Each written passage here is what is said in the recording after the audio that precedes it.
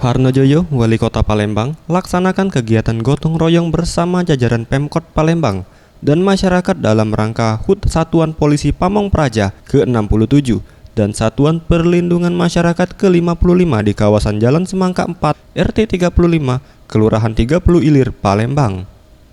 Harnojoyo, Wali Kota Palembang dan jajaran Pemkot Palembang bersama warga dan Satpol PP Kota Palembang bekerja sama dalam memperbaiki aliran air yang tersumbat oleh sampah, lumpur, bahkan pohon kelapa yang menghambat aliran air.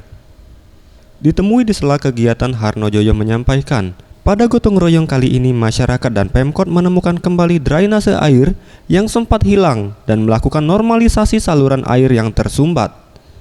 Ia mengapresiasi masyarakat di kawasan ini yang juga sudah memberikan hibah untuk aliran air selebar 1,5 meter dan untuk jalan 5 meter menuju kolam retensi Kemang Manis. Bahwa di Kelurahan 30 Ilir ini ada drainase yang sudah lama hilang. Alhamdulillah berkat mufakat warga di sini, kemudian kita gotong royong ternyata ketemu lagi.